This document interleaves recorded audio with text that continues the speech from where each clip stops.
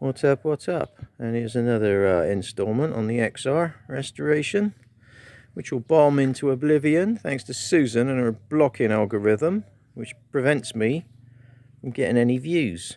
Now, if you do find any of what I'm putting up of interest, help me out. Put some likes, leave some comments. Better still, if you share this on some sort of Facebook site where there are thousands of views or thousands of viewers, maybe we can beat Susan's little plan to make all my stuff invisible. So what am I doing today? Well, today, for a lot of us, the only option is to buy Chinese. So we're looking at some Chinese handlebars here, which I kind of bought for a different project, but I wasn't going to defile that project by putting these things on it. So I thought, well, why not chuck them on the XR, because the XR is just going to be a workhorse. Yeah, no bother. So I tried to chuck them on the XR, and guess what? The Chinese Barkbusters don't fit them. You'll be finding all this out yourself. So what I'm trying to do is show you the heads up on the problems you're going to get. I just dropped my props on the floor. Right, I've picked them up, so let's get into this. And believe it or not, I'm better off with the handlebars being turned the other way. So I'm going to grab this lot this time and turn the bars back the other way. Right. Obviously none of this is rehearsed. So there is a whole shit ton of these cheap and nasty Barkbusters on the interweb, and they cost not very much. Two, quite a little bit. Two, a little bit more than not very much. Basically they're all the same. They're all made out of unheat treated aluminium, and they all bend at the strain of a kitten's fart. So they generally come with these handlebar clamps that clamp onto your bar. That really works well on a tapered bar. Not, you can't get a good clamp on it. There's a jumping spider. Everywhere I look there's jumping spiders. But anyway, yeah, the handlebar clamp design by design is shit, because it just moves up the bar and it bends. The whole lot bends. So you spend most of your time putting them in the vise and trying to straighten them out again. Now I did have some original Atcherbis ones which were fitted on my CRF, and those were absolute beauties. They were beaten to a pulp and only ever really needed straightening out every couple of months. So they were lovely. However, they eventually got to the point where they wouldn't run no more. So I had to buckle and go Chinese. And guess what?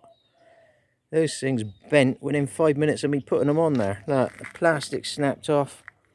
They bend. They're gash.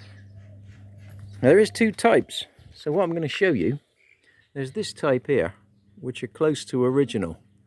Now you can't actually see it because it's installed. So what I'm going to do is show you one I broke off earlier.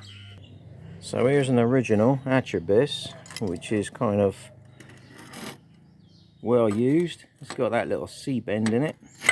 But what it's got, what I'm trying to show you, he says, trying to find the other broken bit, there it is. It's got the fixing plug with this slotted thing in the end, and the slotted thing fits in the slot. There you go. Fits in the slot on the end of the Barkbuster and helps to stop it rotating. So that's your slightly better quality ones. Your shit quality ones like these, it's got no slot in the end, so it can just rotate at free will. So a way to stop it rotating at free will is to fit a set of these things here. Now these things here, made in Thailand, are also brilliant because they supply new bolts, and the bolts happen to be exactly the same length as the bolt you took out, the stock one, but you've now got an extra 30 millimeters or more of metal. So the bolts they supply are too short. Absolutely brilliant. So basically, doing this one-handed, there's your bolt, and you've got 1.2 maybe, 1.2 turns of thread to hold it on. Fantastic. But we won't stop there. We'll go on to the next bit. The next bit is, as you can see, that's a fat bar. This is a stock yoke, therefore you have to have adapters. Do you want me to go on about these adapters and the fact that you can see daylight through them? Ah, oh dear, it never ends there, Laxie. Look at that, daylight. See that? Such a good fit. Of course, now the problem now is your bars are right up in the air, which a lot of people like, but I prefer my bars where they originally came. So as I don't have a skinny bar, I'm going to have to use the fat one with these clamps. The problem with that is, these were designed for stock height Barkbusters. Well, they're not stock height anymore, are they? They are right up in the air. So now you've got all this discrepancy going on. That's where they are, look.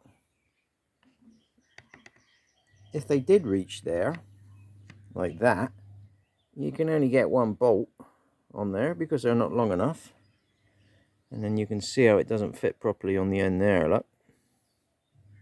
So all in all, it's a proper lash up. So I'll show you now what you need to do in order to fit these things and get it all nice and solid. So I've just had to drag my mountain climbing strap out the way, which is very useful for dragging things out of ditches. Basically, I had to drill a second hole in this one in order to stop it from rotating. Get the steel out. 3mm steel with a 2mm board around the edge to stop it twisting. A couple of hours fabrication, which is what we're going to have to start over there. So in a nutshell, if you want to use Chinese bars with Chinese bar raisers and Chinese Barkbusters, and you don't want them to move around, get your tools out. Start grinding, people. Later then.